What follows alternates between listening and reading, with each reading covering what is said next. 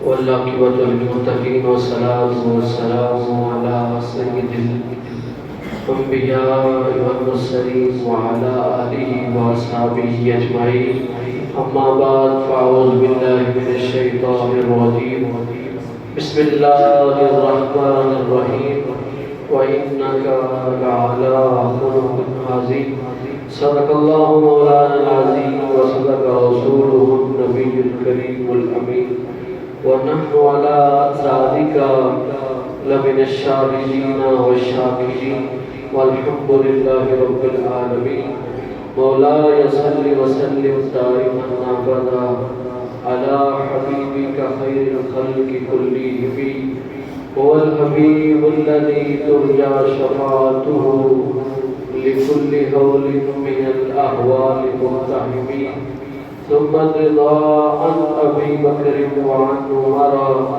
وعن علي وعن عثمان ذي الكرم يا رب بالمصطفى بلغ مقاصدنا واغفر لنا ما مضى يا واسع الكرم بلغ العلا بكماله كشف الدجى بجماله حسنت جميع خصاله صلوا عليه وآله قال الله تبارك وتعالى في شأن حبيبه مخبرا وعامرا إن الله وملائكته يصلون على النبي يا أيها الذين آمنوا صلوا عليه وسلموا تسليما سارے مل کے ساتھ بہت بلند آواز سے پڑھیے گا السلام والسلام علیکم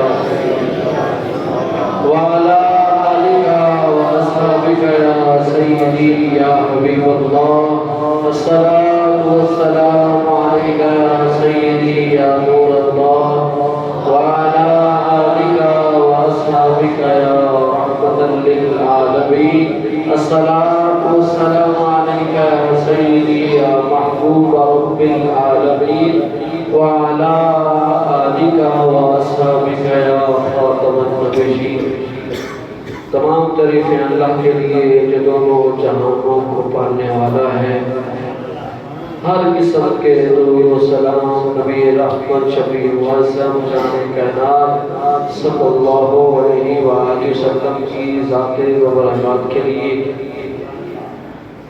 حمد و ثنا کے بعد میرے نہایت واجب الاحترام بزرگوں نوجوان ساتھیوں بچوں اللہ رب العزت کا خاص فضل و کرم کہ جس رب نے توفیق بخشی ہم سب چل کے اس کے دربار میں آئے اللہ ہم سب کا چل کے آنا مل بیٹھنا سننا سنانا اپنی پیاری بارگاہ کے اندر شرف قبولیت عطا فرمائے مجھ سے پہلے میرے برادر مکرم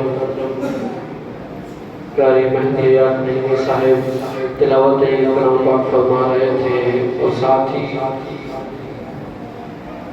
نعت شریف پڑھنے کا بھی شرف حاصل کیا ماشاءاللہ اللہ نے بڑی پیاری آواز دی ہے نعت شریف سن کے بھی بڑا مزہ آیا ہے اور تلاوت کلام پاک سن کے بھی بڑا ہی سکون ملا ہے دعا ہے اللہ میرے بھائی کی آواز میں سوز و قضا میں مزید برکتیں عطا فرمائے قاری صاحب کو مزید ترقیاں اور بلندیاں عطا فرمائے الفاظ نہیں ہے کہ میں ان الفاظ سے آپ کا استقبال کروں دعا ہے کہ اللہ مزید عزتیں اور مزید برکتیں عطا فرمائے آپ سب حضرات کے علم میں ہے کہ ہمارا یہ ماہانہ پروگرام جو کہ اپنے وقت مقررہ کے اندر ہی شیڈول ہوتا ہے اور انشاءاللہ اپنے وقت مقررہ میں ہی اختتام پذیر ہو جائے گا چند باتیں ہیں آپ سے کرنی ہے آپ تشریف لائے ہیں آپ کے آنے کا بہت زیادہ مشکور ہوں لیکن وہ چند منٹ جو باقی رہ گئے ہیں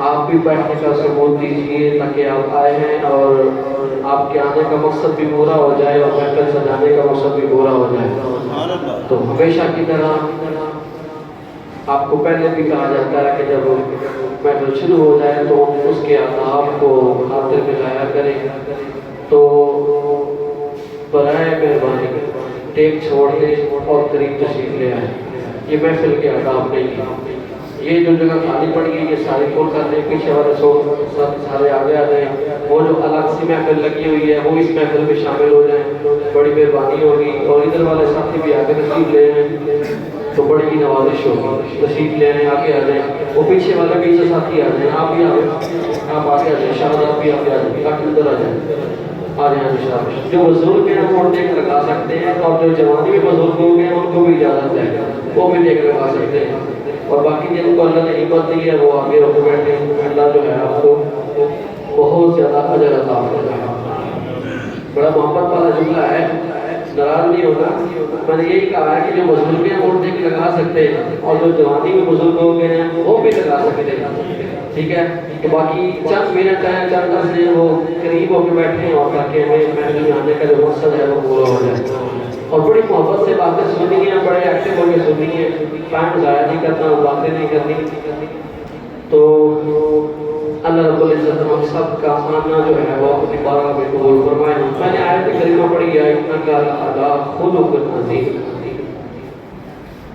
اللہ رب العزت نے اپنے پیارے محبوب کریم علیہ السلام کو خلق عظیم عطا فرمایا ہے۔ سبحان اللہ۔ یوں تو نبی رحمت صلی اللہ علیہ وآلہ وسلم کی صفات کو دیکھا جائے نا، اور ایک ایک پہلو کو دیکھا جائے، جس پہلو کی طرف بھی دیکھیں گے نا حضور کمال ہی نظر آئیں گے۔ آپ کی صورت کو دیکھیں کمال ہے، حضور کی سیرت کو دیکھیں وہ اس سے بھی کمال ہے۔ اللہ نے اپنے محبوب کو ایسے بنایا ہے جیسے بنانے کا حق تھا، اور نبی علیہ السلام کی زندگی کے بہت سارے پہلو ہیں، ان میں کسی ایک پہ بات کر دی جائے تو زندگی جینے کا ڈھنگ آ سکتا ہے۔ اللہ نے فرمایا کہ میں نے اپنے محبوب کو خلق عظیم عطا فرمایا۔ ایک خلق ہوتا ہے، ایک خلق ہوتا ہے۔ خلق کا مطلب ہوتا ہے پیدا ہونا، جو جس تکلیف کی گئی ہے کائنات، اور خلق جو ہوتا ہے نا وہ سیرت و کردار ہوتا ہے بندے کا۔ ایک صورت ہوتی ہے، ایک سیرت ہوتی ہے۔ صورت خوبصورت ہو، سیرت خوبصورت نہ ہو تو مزہ نہیں ہے۔ مزہ کافی ہے صورت بھی کمال ہو اور سیرت بھی کمال ہو، یہ اصل ظاہر بھی کمال ہو اور باطن بھی کمال ہو، ظاہر بھی پاک ہو اور باطن بھی پاک ہو، صورت بھی پیاری ہو، اللہ نے خوبصورت صورت دی ہو تو بندے کو چاہیے کہ اپنی سیرت بھی کمال بنا لے۔ اللہ نے ہر ایک کو اختیار دیا ہے، سوچ دی ہے، سمجھ دی ہے۔ تو یہ جو حسن اخلاق ہے نا یہ بہت بڑی شے ہے۔ نبی علیہ السلام نے اپنے لائف کے اندر ایک پریکٹیکل لائف گزاری ہے، اور ہمیں کر کے دکھایا ہے اور ہمیں سمجھایا ہے کہ میرے امتیوں زندگی کیسے گزارنی ہے اور کیسے دوسروں کے ساتھ ملنا ہے۔ حسن اخلاق جو ہوتا ہے وہ میٹھا بول نہیں ہوتا، حسن اخلاق جو ہوتا ہے میٹھا بولنا، الفاظ کا حسن و سنگار بنا کے، جملوں کو نکال کے اور بڑے احسن انداز کے ساتھ دوسروں کے ساتھ بات کرنا، یہ حسن اخلاق نہیں ہے۔ مولا علی رضی اللہ تعالیٰ عنہ سے کسی نے پوچھا امیر المومنین حسن اخلاق کیا ہوتا ہے؟ تو مولا علی رضی اللہ تعالیٰ عنہ فرمانے لگے تیرا حسن اخلاق وہ ہے کہ تیرا ایک جاہل آدمی کے ساتھ رویہ کیسا ہے۔ ایک بڑا آدمی ہو اس کے ساتھ تو خود ہی بڑی ادب کے ساتھ تو بات کرے گا، ایک عام سا شخص ہے اگر وہ تجھ سے ملتا ہے تو تیرا اس کے ساتھ رویہ کیسا ہے، اس کو کہتے ہیں حسن اخلاق۔ اور جاہل بندے کے ساتھ تیرا اٹھنا بیٹھنا کیسا ہے، بات کرنے کا طریقہ کیا ہے، اس کو کہتے ہیں حسن اخلاق۔ میٹھا بولنا حسن اخلاق نہیں ہوتا۔ اب آپ کپڑے والے دکان پہ چلے جائیں کپڑے خریدنے تو وہ آپ کے سامنے تھانوں کے ڈھیر لگا دیتا ہے کہ یہ بھی دیکھیں، آپ کہتے ہیں مجھے نہیں پسند نہ کھول، وہ بھی کھول دیتا ہے، یہ بھی دیکھیں، یہ بھی دیکھیں، یہ ان کی ٹریننگ ہوتی ہے، یہ کام ہے ان کا، ٹھیک ہے۔ آپ کئی تھان کھلوا لیں اور ایک بھی سوٹ نہ خریدیں، بظاہر دل میں وہ غصہ کرے گا تمہیں کچھ نہیں کہے گا، اور پھر بعد میں جاتے ہوئے یہ بھی بات کر دے گا کوئی بات نہیں، اگر تمہیں پسند نہیں آیا تو کل پرسوں نیا مال آ جائے گا، پھر تشریف لے آنا، یہ بات کرتا ہے۔ اچھا یہ جو ہے یہ حسن اخلاق کا وہ نمونہ نہیں ہے، یہ ایک ڈیوٹی ہے، یہ ایک اس کا کام ہے، وہ کرے گا۔ آپ جائیں گے تو وہ کوئی رسپیکٹ دے گا کہ بیٹھے گا، یہ ان کو تربیت دی جاتی ہے۔ تو حسن اخلاق کی جو شکل ہے نا وہ اور ہے، وہ لفظوں کا نکھار نہیں ہے، یا وہ لفظوں کو بنا سنوار کے تو اس تک پہنچانا نہیں ہے۔ حضور نے حسن اخلاق ہمیں جو سکھایا ہے وہ کچھ اور ہے۔ نبی علیہ السلام کی زندگی میں بہت سارے ایسے واقعات حدیثوں میں ملتے ہیں جس سے ہمیں سبق بھی ملتا ہے کہ نبی علیہ السلام نے ساری زندگی کیسے گزاری ہے۔ حضرت عمر رضی اللہ تعالیٰ عنہ آپ کا دور خلافت ہے، مولا علی رضی اللہ تعالیٰ عنہ عمر پاک سے ملنے گئے، رات کا وقت تھا، حضرت عمر رضی اللہ تعالیٰ عنہ تراویح کشید لکھ رہے تھے، مولا علی تشریف لائے، پاس بیٹھے تو عمر پاک پوچھنے لگے کہ اے میرے بھائی علی، ذاتی کام کے لیے آئے ہو یا پھر سرکاری امور پہ بات کرنی ہے میرے ساتھ؟ تو مولا علی رضی اللہ تعالیٰ فرمانے لگے میں نے کوئی سرکاری امور پہ بات نہیں کرنی، میں اپنا ذاتی معاملہ لے کے آیا ہوں، ذاتیات کے لیے آیا ہوں، خود بات کرنے کے لیے آیا ہوں۔ جب یہ بات کی نا تو عمر پاک نے جلدی سے وہ دیا جو چل رہا تھا اس کو بجھا دیا۔ مولا علی پوچھنے لگے عمر یہ کیا کیا، اس کو کیوں بجھایا؟ تو عمر پاک فرمانے لگے کہ یہ جو دیا میں نے جلایا تھا نا، میں جو لکھ رہا تھا یہ سرکاری امور کے کام تھے، میں وہ لکھ رہا تھا، اور یہ جو اس تیل کے ساتھ یہ دیا جلتا تھا نا وہ سرکار کے لیے ہے، سرکاری کاموں کے لیے ہے، وہ ذاتیات کے لیے نہیں ہے۔ اگر ہم نے ذاتیات پہ بات کرنی ہے تو میں یہ نہیں چاہتا کہ تیل کے 2 قطرے بھی ضائع ہو جائیں اور مجھے سوال کیا جائے۔ یہ ہے، یہ اصل اخلاق ہے، اس کا عمل یہ ہے کہ عمر پاک فرماتے ہیں میں پسند نہیں کرتا کہ کل قیامت کے روز ان 2 قطروں کے بارے میں بھی مجھ سے سوال ہو جائے کہ تو نے سلطنت ملی تھی، تو امیر بنا تھا اور تو ذاتیات کے لیے سرکاری امور کو جو ہے وہ استعمال کرتا رہا۔ اللہ معاف کرے آج کے اس ماحول میں کیا ہو رہا ہے، وہاں ہمارے جو اسلاف تھے ان کے رویے کیا تھے اور انداز کیا تھا زندگی جینے کا کہ وہ یہ بھی گوارا نہیں کرتے کہ تیل کے 2 قطرے ذاتیات کے لیے جو ہے وہ استعمال ہو جائیں۔ عمر پاک نے پیغام دیا ہے کہ اگر اللہ تمہیں عزت دے، کوئی کرسی دے، کوئی تمہیں اختیار مل جائے تو پھر ذاتیات کے لیے استعمال نہیں کرنی، اللہ سے ڈرنا ہے اور ہمیشہ عدل کرنا ہے اور انصاف کرنا ہے۔ کیوں؟ ایک نہ ایک دن اس کے بارے میں تجھے سوال کیا جائے گا۔ یہ نبی علیہ السلام نے تزکیہ کیا ہے اپنے صحابہ کا، یہ تربیت کی ہے کہ وہ اتنا بھی گوارا نہیں کرتے کہ کوئی بھی شاید ضائع ہو جائے۔ اللہ کے نبی نے ایسا تزکیہ صحابہ کرام کا کیا ہے۔ حضرت علی المرتضیٰ رضی اللہ تعالیٰ عنہ کے دور میں نا قاضی شرح، یہ ان کی حکومت کے قاضی تھے جس کو آج عام لفظوں میں جج کہتے ہیں اور سپریم کورٹ کا بڑا جج جس کو کہتے ہیں، تو قاضی لفظ بولا جاتا تھا۔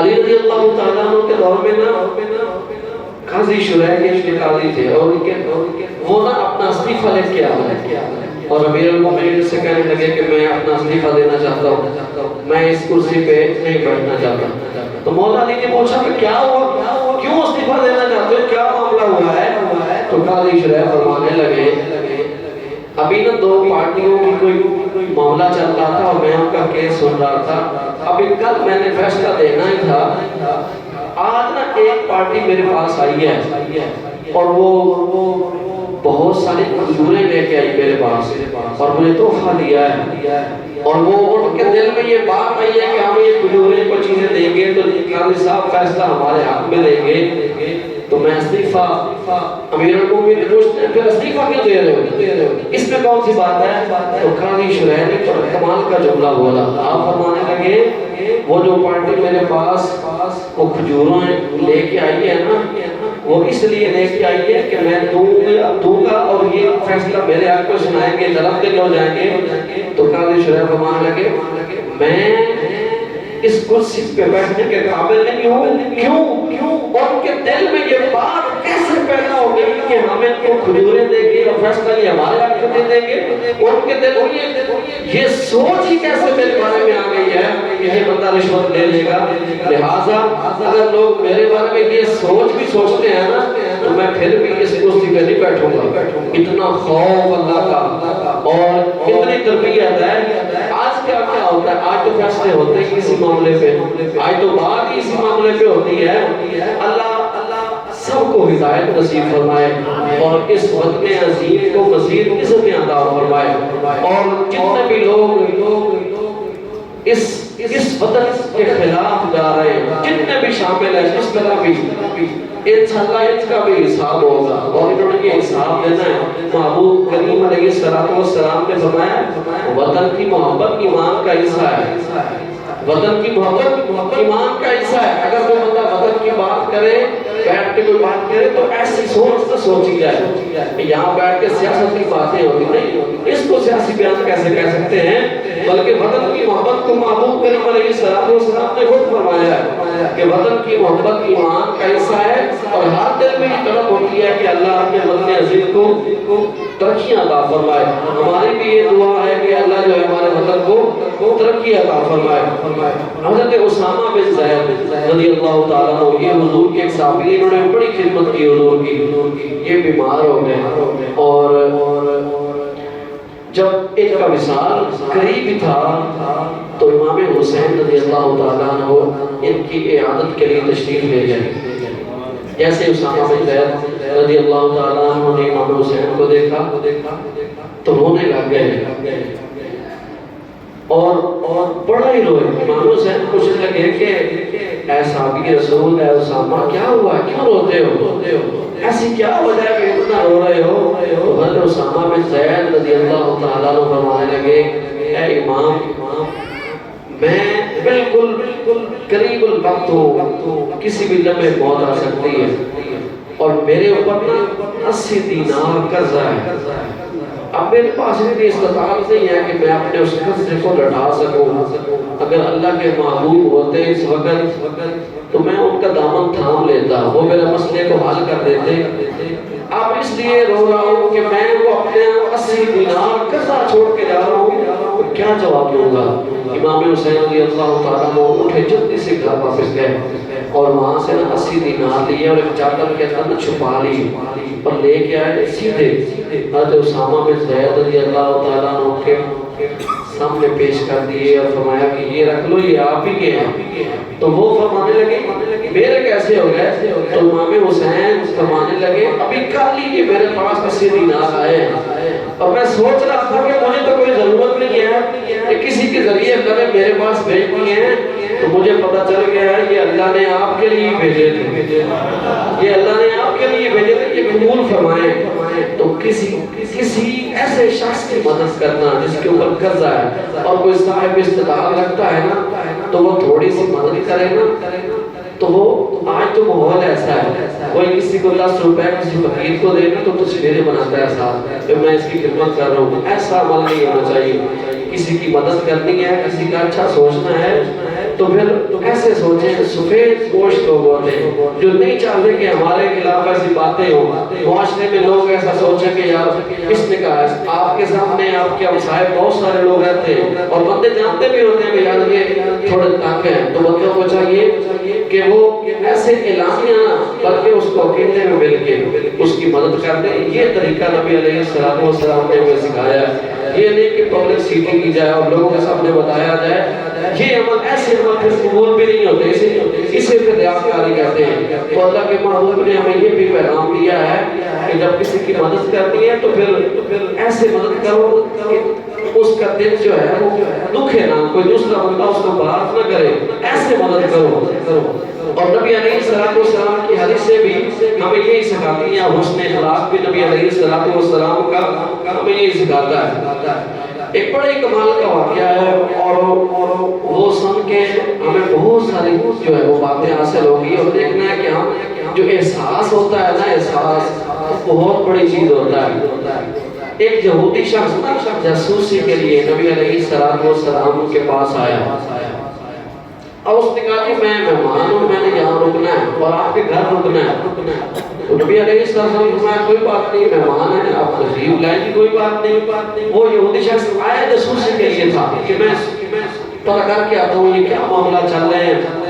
تو وہ یہودی شخص آیا، اس نے کہا کہ کھانا کھانا ہے۔ نبی علیہ السلام نے کھانا وغیرہ کھلایا اور روایت میں آتا ہے کہ وہ بڑا صحت مند آدمی تھا اور نبی علیہ السلام نے دودھ پیش کیا۔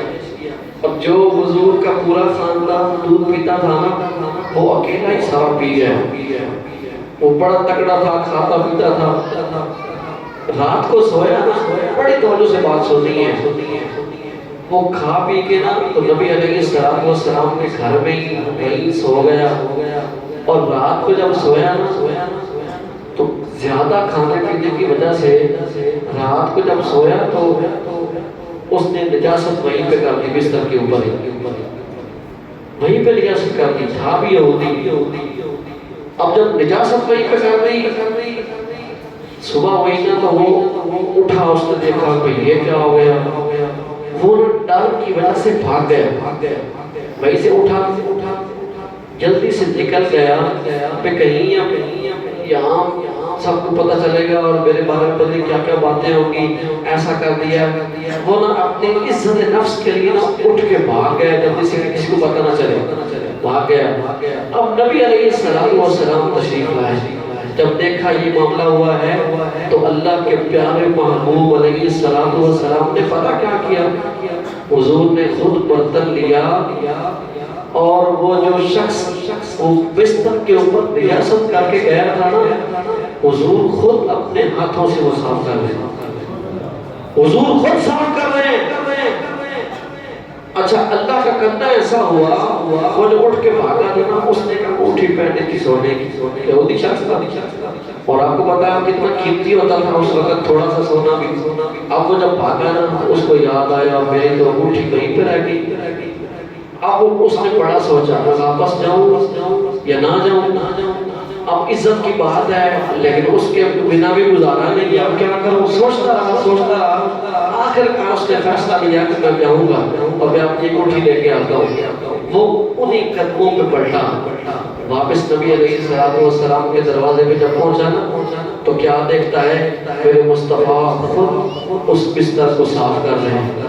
جب اس نے یہ منظر دیکھا حیران ہو گیا، میں نے تو سوچا تھا چرچے ہوں گے، باتیں ہوں گی، لوگ مجھے تانے دیں گے، بھائی تو نے کیا کر دیا، یہاں تو منظر ہی ہو رہا ہے اور یہاں تو معاملہ ہی ہو رہا ہے۔ قریب آیا نا مصطفیٰ فرمانے لگے کہاں چلے گئے تھے، میرے مہمان تھے، میرے بتائے چلے گئے، کہیں خیریت تو تھی، کس لیے گئے تھے؟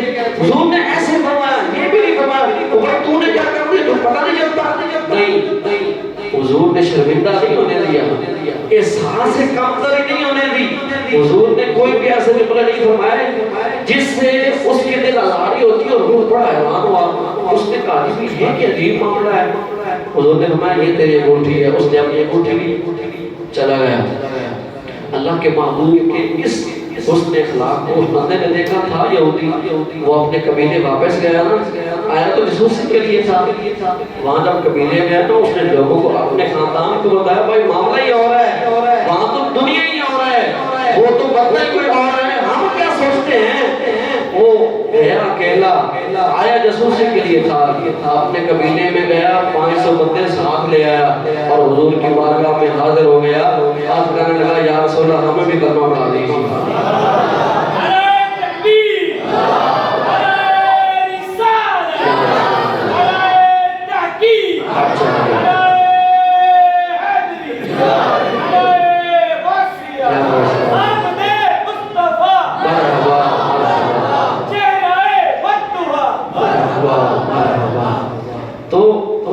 ساتھ لے کلمہ پڑھ کے مسلمان ہو گئے۔ بھائی یہ حضور کا حسن اخلاق ہے۔ یہ نہیں یہاں تھوڑی سی بات ہو جائے نا تو لوگ تانے دیتے کہ نا مار دیتے ہیں بندے کو، اور بندہ کہتا ہے اب جینا نہیں ہے، اب بندہ یہ اب کیا کرنا ہے جی کے، اور وہ بھی یہی سوچ لے کے گیا تھا کہ اب جی کے کرنا ہی کیا بھائی باتیں سننی پڑے گی، عزت ختم ہو جائے گی، جو تھوڑی بہت تھی وہ بھی ختم ہو جائے گی. نہیں، میرے مصطفیٰ نے ایک ایسا میسج دیا، ایک ایسا پیغام دیا کہ دل کی دنیا بدل دی. صرف ایک ہی نہیں بلکہ پورے قبیلے کی دل کی دنیا بدل گئی. نظریات سے اختلاف نہ کریں اور جھگڑے نہ، بلکہ ایسی گفتگو کریں کہ ان کے اپنے نظریات ہی بدل جائیں، وہ لوگ ہی بدل جائیں. اور مصطفیٰ کریم علیہ السلام کا کلمہ پڑھ کے مسلمان ہو گئے. یہ نبی علیہ السلام نے ایک اپنا حسن اخلاق ہمارے سامنے پیش کیا ہے. ایک بچہ تھا، ابھی جوانی کو پہنچ رہا تھا. اس کی ماں تھی، اس کے پاس لباس نہیں تھا پہننے کے، غریب تھے، والد کا انتقال ہو گیا تھا. ایک ماں تھی، ایک بیٹا تھا، دونوں رہتے تھے. اب ماں کے پاس پہننے کے لیے لباس نہیں، پھٹا ہوا ہے.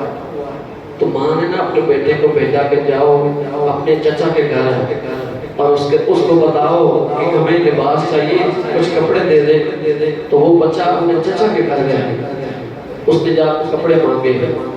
تو چچا نے پتا کیا کیا، آگے سے 2-3 باتیں سنائی اور کہا جاؤ دفعہ ہو جائے، یہاں سے بھاگ جائے. کدھر آ گیا ہے؟ چل نکل جائے یہاں سے. بھگا دیا اس بیٹے کو. وہ روتا ہوا واپس آ رہا تھا، راستے میں کوئی شخص ملا اس کو. اس نے کہا بیٹے کیوں روتے؟ کہنے لگا ایسا معاملہ ہے، ماں غریب ہے، پھٹے پرانے کپڑے ہیں، پہننے کے لیے لباس نہیں ہے. لباس لینے کے لیے اپنے چچا کے پاس گیا تھا میں، اس نے دلکارا باتیں سنائی، بھگا دیا، اس لیے رو رہا ہوں. تو وہ شخص کہنے لگا میں تمہیں ایک ایسے شخص کا پتہ دیتا ہوں جو تیرے اس معاملے کو جو ہے وہ سلجھا سکتا ہے. تو کہنے لگا جی کون ہے؟ تو اس نے فرمایا وہاں سے میں حرم میں نا عبداللہ کے بیٹے محمد بیٹھتے ہیں صلی اللہ علیہ وسلم. وہاں سے حرم میں نا ایک محمد صلی اللہ علیہ وسلم کے نام کا شخص بیٹھا ہوگا، اس کے پاس جاؤ، وہ تمہارا معاملہ سیدھا کر دیں گے. بیٹا ماں کے پاس گیا اور ماں کو کہنے لگا کہ مجھے ایک بندے کا پتہ چلا ہے، میں اس کے پاس جاتا ہوں اور ہمارا یہ معاملہ ہو جائے گا، مجھے کسی نے بتایا ہے. جب بیٹے نے بتایا کہ اس کا نام محمد ہے صلی اللہ علیہ وسلم، تو ماں کہنے لگی نہیں بیٹا اس کے پاس نہیں جانا. میں نے سنا ہے کہ جو کوئی بھی اس کے پاس جاتا ہے نا وہ اپنا دھرم وہ چھین لیتا ہے ان سے، ان کا اسلام ختم کر دیتا ہے اور وہ سارے اسی کے ہو جاتے ہیں. اس کے پاس نہیں جانا. بیٹا کہنے لگا میں ماں تم سے وعدہ کر کے جاتا ہوں، میں اس کا جو ہے وہ اسلام یہ جو یہ میں قبول نہیں کروں گا، میں اس کی باتوں میں نہیں آؤں گا. میں اپنے باپ دادا کے دین پہ قائم ہوں، وہ جو بتوں کو پوجتے تھے میں اسی پہ قائم ہوں، میں نہیں چھوڑوں گا، میں وعدہ کرتا ہوں. ماں نے کہا جاؤ. وہ بچہ سہن حرم میں گیا. نبی علیہ السلام سہن حرم میں تشریف فرما کے قریب ہوا، بس اتنی بات کہی کہ ماں کے پاس لباس نہیں ہے. حضور نے یہ بھی نہیں پوچھا تو کون ہے، یہودی کا بیٹا ہے کون ہے، نہیں. وہ روتا ہوا حضور کے پاس گیا نا تو کہنے لگا لباس نہیں ہے. نبی علیہ السلام نے نا اپنے اوپر ایک راڑی دار چادر خوبصورت اپنے اوپر اوڑھ رکھی تھی. تو جیسے اس نے کہا کہ لباس نہیں ہے، حضور نے وہ رحمت والی چادر اتاری اور اس بیٹے کو پکڑا دی. جاؤ لے جاؤ اپنی ماں کو دے دو. میرے مصطفیٰ کریم علیہ السلام نے وہ رحمت والی چادر اس کو دے دی. وہ بچہ خوشی سے بھاگتا ہوا ماں کے پاس گیا. ماں کہنے لگی سناؤ اس کا کہیں اسلام تو قبول نہیں کر رہے ہیں؟ اس نے کہا جی میں وعدہ کر کے آیا تھا، جی وعدہ کر کے گیا تھا میں اسلام قبول نہیں کرنا. اس نے کہا اب ماں خود کہنے لگی بیٹا چچا کے پاس گیا تھا، اس نے باتیں سنائی، تانے لیے بھگا دیا اور وہ ایک اجنبی شخص ہے، جانتا بھی نہیں ہے. اس کے پاس گیا، اس نے جو ہے وہ کرم نوازی کی ہے. کیوں نہ اس کا اسلام قبول کر نہیں لینا چاہیے؟ کیوں بھائی اس کا اسلام قبول کر نہیں لینا چاہیے؟ بیٹا کیا اگر ماں پہلے اور باتیں، اب کیا ہوا؟ کہا نہیں اب یہ چادر جو مجھے ملی ہے اب دل کی دنیا بدل رہی ہے، بیٹا چلو اس کے پاس چلتے ہیں اور اسی کا اسلام قبول کرتے ہیں. حضور نے وہ رحمت والی چادر دی تھی، جانتے نہیں تھے. ماں بیٹا آئے حضور کے قدموں میں کلمہ پڑھ کے مسلمان ہو گئے. یہ ہے اس کے اخلاق حضور کا، یہ عملی نمونہ ہے. اس سے ہم نے سیکھنا ہے کوئی کسی کو جانتے ہو اس کے ساتھ بھلا کرو، جس کو نہیں جانتے نا اس کے ساتھ بھی بھلا کرو. اصل نیکی یہ ہے، جس کو بندہ جانتا ہے وہ تو ٹھیک ہے، وہ تو اللہ کو تعلقات کی بنا پہ بندہ کر دیتا ہے، لیکن جس کو نہیں بھی جانتے نا اس کے ساتھ بھی اچھا کرو. جس کو جانتے ہو اس کو بھی کھانا کھلاؤ، جس کو نہیں جانتے اس کو بھی کھانا کھلاؤ. حضور نے فرمایا بھوکے کو کھانا کھلانا، جو بھوکے کو کھانا کھلائے گا میں ضمانت دیتا ہوں اس کو جنت لے کے جاؤں گا. یہ نبی علیہ السلام نے ہمیں سکھایا ہے، ہمیں بھلائی کرنی ہے دوسروں کے ساتھ. اس امت کو اس لیے تمام امتوں میں فوقیت دی گئی ہے، یہ محمد عربی کی امت ہے، اور فرمایا کہ تمہیں تمام امتوں میں فضیلت دی گئی ہے، اور تم سے آنے والی ساری امتیں پیچھے کھڑی ہوگی اور محمد کی امت سب سے پہلے جنت میں جائے گی. ٹھیک ہے، کنتم خیر امت اخرجت للناس تأمرون بالمعروف وتنہون عن المنکر. بہتر کس لیے ہو؟ حضور نے فرمایا یہ اللہ فرماتا ہے یہ اس لیے بہتر ہے کہ یہ بھلائی کا کام کرنے کے لیے کہتے ہیں اور برائی سے روکتے ہیں. جب رب فرما رہا ہے کہ یہ اس امت کی خاصیت ہے، پھر ہمیں بھی چاہیے نا کہ ایسا مان کے دکھائیں. رب تو کہتا ہے بھئی یہ اچھے کام کے لیے کہتے ہیں اور برائیوں سے روکتے ہیں، اور ان کو خیر امت یعنی اس امت کو خیر والی امت کہا ہے. تو پھر ہمیں بھی اس جو اللہ نے فرمایا نا اس جیسا اپنے آپ کو بنانا ہے. اگر کوئی آپ کے سامنے غلط بات کرتا ہے تو آپ نے اس کو کہنا ہے بھئی تو غلط بات کر رہا ہے. اگر کوئی برا کام کرتا ہے تو اس کو روکنا ہے بھئی یہ کیا کرتا ہے، یہ برا کام تو نہیں کرنا. تو خیر نبی علیہ السلام نے ساری زندگی جو ہے ہمیں یہ تربیت دی اور ہمارے لیے یہ سارے واقعات ایک عمل کرنے کے لیے زندگی گزارنے کے لیے سکھائے ہیں. آخری باتیں آخری چند باتیں. نبی علیہ السلام کے پاس نا ایک غریب شخص حضور کے صحابی تھے، اور وہ تھے بھی غریب اور گاؤں میں رہتے تھے. نبی علیہ السلام نے اس سے بڑی محبت فرمایا کرتے تھے. حضور فرمایا کرتے تھے یہ ہمارا پینڈو ہے اور ہم اس کے شہری ہیں. یہ ہمارا پینڈو ہے اور ہم اس کے شہری ہیں. وہ گاؤں میں رہتا تھا، غریب تھا. اچھا سارے صحابہ نبی علیہ السلام کے پاس نا تحفے لے کے آتے، کوئی نہ کوئی چیزیں لے کے آتے اور حضور کی بارگاہ میں پیش کر دیتے. اور وہ جو غریب صحابی تھا اس کے پاس اتنی استطاعت نہیں تھی. اب اس کا دل نہ بڑا تڑپتا تھا. وہ کہتا تھا کاش میرے پاس بھی کچھ پیسے ہوتے، میں بھی رحمت للعالمین نبی کے لیے کوئی چیز لے کے جاتا، تحفے میں دیتا. دل تڑپتا تھا لیکن پاس تھا کچھ نہیں. محبت بڑی تھی حضور سے. اب باقی سارے صحابی لے کے آتے، وہ بڑے افسردہ ہوتے، غمگین ہوتے. ایک دن ایسا ہوا نا دل میں بڑی محبت آئی، بھئی میں نے کچھ کرنا ہے، کچھ لے کے جانا ہے.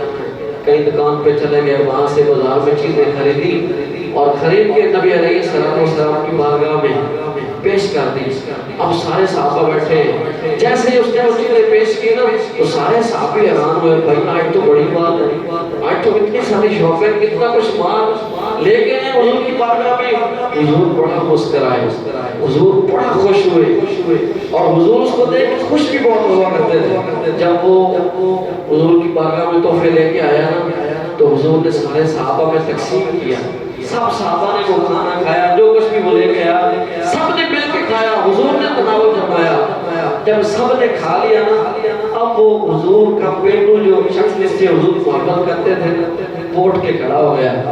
عرض کرنے لگا اے اللہ کے نبی میں یہ تحفہ لے کے آیا ہوں، گفٹ لے کے ہوں آپ کے لیے.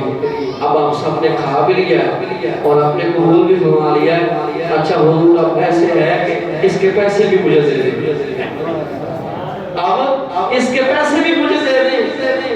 اچھا عجیب معاملہ ہوا. حضور مان لگے بھائی میں نے تمہیں کہا تھا ادھار لے کے آؤ، پیسے کس کے؟ میں نے تمہیں کہا تھا کہ لے کے آؤ. اور صحابہ بڑے حیران ہوئے، بھائی ہم نے تمہیں کہا تھا تم لے کے آؤ. کہنے لگا حضور غریب ہوں، کہا نہیں تھا لیکن لے کے آیا ہوں. آپ نے قبول تو فرما لیا ہے نا، آپ نے کھایا تو ہے، حضور اس کے پیسے بھی دے دیں. نبی علیہ السلام اتنا مسکرائے اور صحابی فرماتے ہیں کہ جب حضور مسکراتے تھے تو حضور کے نام مبارک سے اتنا نور نکلتا تھا کہ سامنے والے پہاڑ روشن ہو جایا کرتے تھے. میرے مصطفیٰ مسکراتے، امیر فرماتے تھے ہمیں جتنے بھی دکھ ہوتے تھے ہم سارے دکھ بھول جایا کرتے تھے. یہ نبی علیہ السلام کی ایک مسکراہٹ ہے. صحابہ کہتے تھے حضور مسکراتے تھے ہمارے دلوں پہ چھریاں چلتی تھی, ہمارے کلیجے پھٹتے تھے حضور کو دیکھ کے کہ ایک بار وہ پیاری صورت مسکراتی ہوئی نظر آ جائے. صحابہ فرماتے ہیں جب اس غریب صحابی نے اٹھ کے کہا نا حضور پیسے دے, حضور مسکرائے, محفل میں بڑا رنگ آیا, بڑی جناب رونق آ گئی. حضور نے فرمایا بلال ادھر آؤ, صدیق اکبر ادھر آؤ, اس کے ساتھ جاؤ, یہ پیسے لو اور جہاں سے یہ خرید کے لایا ہے نا اس کے پیسے دے کے آؤ. تو حضور نے ڈانٹا نہیں ہے بھائی کیا کرتے ہو, یہ بھی کوئی طریقہ ہے, نہیں ڈانٹا نہیں. مصطفیٰ نے محبت فرمائی, حضور نے پیار دیا. یہ بھی تو کام ہو سکتا تھا بھائی کیا کرتے ہو, یہ بھی کوئی طریقہ ہے, نہیں ہے تو نہ لے کے آؤ. نہیں, حضور نے گلے سے لگایا, حضور خوش ہوئے, مسکرائے. تو کبھی ایسا بھی ہونا چاہیے. اگر کچھ لوگ ایسے ہیں نہیں ہوتا تو حضور نے فرمایا تحفے دیا کرو اور نیت بھی کرو, اس سے نا محبت بڑھتی ہے. حضور کا فرمان ہے ایک دوسرے کو تحفے دیا کرو, اس سے محبت بڑھتی ہے. اچھا وہی شخص اس کے بارے میں حضور فرماتے ہیں یہ ہمارا پینڈو ہے اور ہم اس کے شہری ہیں. اور صحابہ فرمایا کرتے تھے کہ جب بھی حضور پریشان ہوتے ہیں ہم دعا کیا کرتے تھے یا اللہ آج حضور کا جو وہ بیٹی ہے نا آپ اسی کو تو بھیج دے. جیسے وہ آئے گا حضور خوش ہو جائے گا. حضور جب بھی غمگین ہوتے تھے تو صحابہ کہتے تھے ہماری خواہش یہ ہوتی تھی کہ وہ پینڈو آ جائے کیونکہ حضور اس کو دیکھ کے خوش ہو جاتے. وہی شخص بازار میں کھڑا ہے, وہی غریب شخص بازار میں کھڑا ہے, حضور پیچھے سے تشریف لائے کیونکہ حضور نہ اس سے مزاح فرمایا کرتے تھے. ایک ہوتا ہے مذاق, ایک ہوتا ہے مزاح, ٹھیک ہے. حضور مذاق نہیں مزاح فرمایا کرتے تھے. اور نبی علیہ السلام ہنستے نہیں تھے, مسکراتے تھے. ہنسنا اور ہوتا ہے اونچی اونچی آواز نکال کے ہنسنا اور اپنے آپ کو قابو میں لینا کرنا, اس کو ہنسنا کہتے ہیں. اور مسکرانا کہ چہرے سے ہلکے سی سمائل دینا. حضور مسکراتے تھے, ہنستے نہیں تھے. تو وہی شخص بازار میں کھڑا ہے, نبی علیہ السلام اسی بازار میں تشریف لائے, دیکھیں تو وہی کھڑا ہے, حضور پیچھے سے تشریف لائے. دیکھیں نا یہ بھی ایک محبت کے رنگ ہوتے ہیں, یہ بھی ایک اپنی امتی سے پیار ہے. حضور پیچھے سے تشریف لائے نا اور اس کی آنکھوں پہ نا یوں ہاتھ رکھ دی. یہ بھی ایک رنگ ہے. آج دوست ایک دوسرے کے ساتھ ایسا کرتے ہیں, بچپن میں ہم بھی کیا کرتے تھے. پیچھے سے آیا کیوں ہاتھ, پیچھے سے حضور آئے ہاتھ رکھ لی اور جیسے ہاتھ رکھے تو حضور نے فرمایا بتاؤ میں کون ہوں, بتاؤ میں کون ہوں. اچھا جب حضور نے پوچھا بتاؤ میں کون ہوں, وہ خاموش تھا, بولا نہیں. پھر حضور نے فرمایا بتاؤ میں کون ہوں, وہ خاموش ہے, بولے نہیں صحابی. حضور نے پھر فرمایا بتاؤ میں کون ہوں, وہ پھر خاموش ہے. جب حضور 3-4 بار یہ کہنے لگے نا تو پھر اس نے کیا کیا, اس نے نا اپنی یہ کمر جو ہے نا یہ نبی علیہ السلام کے علم نشرح والے سینے سے رگڑنا شروع کر دیا اور حضور کے سینے سے جب یہ کمر کو رگڑنے لگے حضور نے پوچھا بتاؤ میں کون ہوں. اب وہ صحابی کی جملے ہیں نا یہ ایمان تازہ کر جائیں گے اور 14 صدیوں بعد بھی ہم اس واقعے کو اس کے پڑھتے ہیں یا سنتے ہیں نا ایمان تازہ ہو جاتا ہے کہ صحابہ کا عقیدہ کیسا تھا, صحابہ حضور سے کتنی محبت کرتے تھے, وہ کن حدیثوں میں یا کن آیتوں میں حکم آیا ہے کہ ایسے بھی حضور سے محبت کرو. وہ کس آیت میں آیا ہے کہ حضور جب بال کٹوائیں تو نیچے نہ گرنے دو, یہ کس آیت میں آیا, نہیں آیا. یہ صحابہ نے خود کر کے دکھایا ہے. حضور کلی فرماتے صحابہ نیچے ہاتھ کر دیتے, نیچے پانی نہیں گرنے دیتے.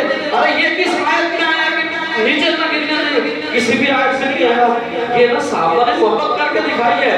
ایسے محبت کرنی ہے, ٹوٹ کے محبت کرنی ہے. جب حضور نے پوچھا میں کون ہوں تو اب وہ شخص وہ صحابی بولے اور بڑے کمال کے جملے دے گئے ہمارے لیے. اور میں اس سے پہلے یہ بتانے سے پہلے ایک بار اور بتا دوں, حضور کے جو ہاتھ مبارک تھے رضی اللہ والے ہاتھ, صحابی فرماتے تھے حضور کے ہاتھ کوئی یہ جو جیسے ہمارے ہاتھ ہوتے ہیں ایسے ہاتھ نہیں تھے. حضور کے ہاتھ ایسے تھے جیسے چاندی کی ڈالیاں ہوتی ہیں. یہ جملے میں نہیں کہہ رہا, صحابی فرماتے ہیں میرے مصطفیٰ کے ہاتھ ایسے تھے جیسے چاندی کی ڈالیاں ہوتی ہیں, چمکتے تھے. اور درب و بلائیں ایسے تھے جیسے گلاب کی پتیاں ہوتی ہیں. ہاتھوں اور آنکھوں پہ لگے اور پتہ نہ چلے، بھلا ہو سکتا ہے؟ اب حضور پوچھ رہے ہیں بتاؤ میں کون ہوں؟ تو وہ صحابی رسول بولے اور وہ کہنے لگے اے اللہ کے رسول، آپ 7 گلیاں دور بھی گزرے تو پتہ چل جاتا ہے مصطفیٰ گزرے ہیں۔ آپ 7 گلیاں دور بھی گزرے، خوشبو بتا دیتی ہے مصطفیٰ گزرے ہیں۔ بھلا یہ بھی ہو سکتا ہے کہ آپ گزرے اور مجھے پتہ نہ چلے، آپ آئیں ہاتھ رکھیں مجھے پتہ نہ چلے؟ مجھے تو پتہ چل گیا تھا، میں تو بس برکت لینے کے لیے ایسا کر رہا تھا، برکت لینے کے لیے۔ بھائی یہ کس آیت میں آیا ہے؟ بتاؤ ذرا کہ حضور سے برکت لے، کس آیت میں ہے؟ بھائی کہیں پہ بھی نہیں آیا۔ یہ نہ حضور نے فرمایا اگر زندگی کامیاب بنانا چاہتے ہو تو پھر صحابہ اور اہل بیت، یہ میں تمہیں 2 چیزیں دے کے جا رہا ہوں اور یہ قرآن دے کے جا رہا ہوں، ان کو پکڑ لینا، کامیاب ہو جاؤ گے۔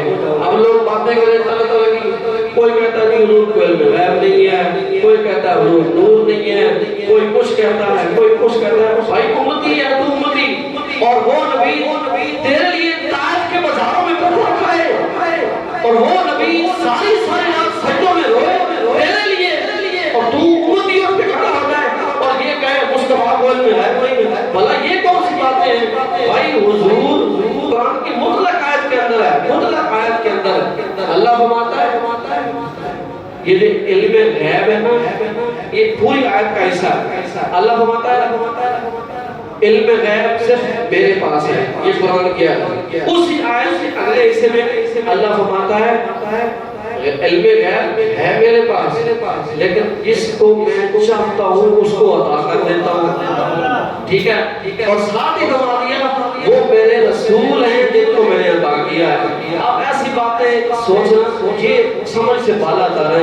اللہ ہم سب کو حضور کی سچی محبت نصیب فرمائے اور ایسی باتوں سے دور رکھے۔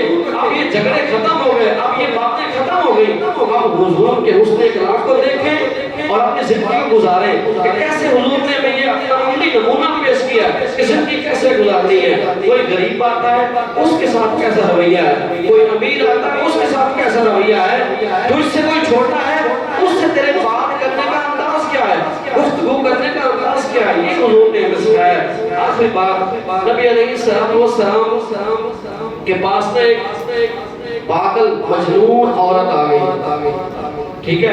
پاگل تھی، حضور بیٹھے تھے سین عرب میں، وہ آئی اور حضور کو بلانے لگی۔ اب صحابہ بھی بیٹھے ہیں تو حضور نے اٹھ کے چلے گئے اس کے پاس، وہ پاگل تھی۔ آپ کو پتا جو پاگل بندہ ہوتا ہے اس کی کوئی سمجھ نہیں ہوتی کہ کیا کسی وقت کرے۔ وہ پاگل عورت نے بلایا، حضور سین عرب سے اٹھے چلے گئے۔ تپتی دھوپ تھی، تپتی دھوپ، دوپہر کا وقت تھا اور اس عورت نے بلایا، حضور قریب کہنا تو وہ کہنے لگی نہیں ادھر نہیں، تھوڑا آگے تشریف لے، وہاں میں نے ایک بات کرنی، وہاں میرے پاس۔ حضور ساتھ چلے گئے۔ صحابہ فرماتے ہیں تپتی ریت تھی اور گرمیاں تھی، دوپہر تھی، حضور کو نا اس پاگل عورت نے دھوپ پہ بٹھایا اور خود بھی بیٹھ گئی دھوپ پہ، حضور کو بٹھائے رکھا۔ صحابہ فرماتے ہیں حضور کا چہرہ پر سرخ ہو گیا، دھوپ کی وجہ سے اور پسینے کی وجہ سے نا سرخ ہو گیا، لیکن حضور اٹھے نہیں، بیٹھے۔ اب وہ تو پاگل ہے، اب وہ باتیں کیے جا رہی ہے، باتیں کیے جا رہی ہے، اور اس نے یہ بھی کہا کہ یہ جو محلے کے بچے جو مجھے تنگ کرتے ہیں، مجھے پاگل کہتے ہیں، مجھے پتھر مارتے ہیں، ان کو کہیں کہ مجھے پاگل نہ کہا کرے، مجھے پتھر نہ مارا کرے۔ حضور نے وہاں نہیں کہتے آج کے بعد، اور کوئی بات ہے تو بتا۔ بہت ساری باتیں کرنے کے بعد کہنے لگی اب آپ جا سکتے ہیں۔ حضور پہلے نہیں اٹھے، ٹھیک ہے تیری بات ختم نہیں، جب اس نے کہا کہ اب جائیں حضور تب اٹھے اور اس پاگل کا بھی ٹکڑا سنا۔ حضور نے بھی یہ پیغام دیا ہے، کوئی بڑا آدمی پیسے والا ہو اس کے سامنے تو سارے ایسے کرتے ہیں جی کیسے آپ نے، یہ طریقہ اور ہے۔ اور تیرا اس نے اخلاق تب پتہ چلے گا جب ایک غریب آدمی تیرے پاس ہے، غریب بندہ، اور وہ تجھ سے بات کرتا ہے، تب تیرے حسن اخلاق کا پتہ چلے گا کہ تو غریب کے ساتھ کیسے بات کرتا ہے۔ یہ حسن اخلاق ہم نے اپنانا ہے اور حضور سے ایسی محبت کرنی ہے، حضور کے دین سے محبت کرنی ہے اور ایسے ہی اپنی زندگیاں گزارنی ہے۔ یہ آپ کو پتہ ہے ان دنوں میں ہمارے فلسطینی بھائیوں پہ کتنا ظلم ہو رہا ہے۔ آپ سارے دعا کریں اللہ ان کے اپنا کرم فرمائے۔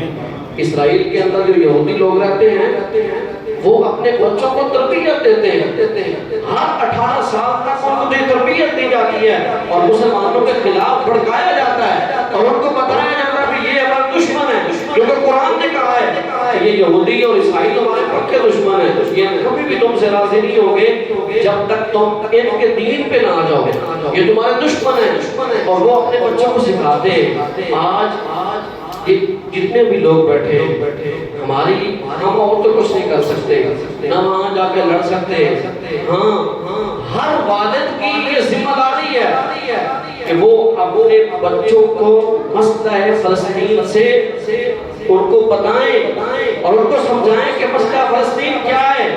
ہمارا قبلہ اول مسجد اقصی وہاں پہ ہے اور یہ ہماری نشانیوں میں سے ہے، ٹھیک ہے؟ تو ہم سب کو، ہمارے بچوں کو یہ پتہ ہونا چاہیے کہ مسئلہ فلسطین کیا ہے اور ہماری محبت اس کے ساتھ ہونا چاہیے، کیونکہ وہ ہمارے مسلمان بھائی ہیں۔ حضور نے فرمایا کہ مسلمان بھائی کہ کہیں کسی کو کوئی ایک کانٹا بھی لگتا ہے تو مجھے تکلیف ہوتی ہے، ایسے ہی وہاں 3000 کے قریب معصوم بچوں کو جو ہے وہ قتل کر دیا گیا۔ یہ کون سی انسانیت ہے؟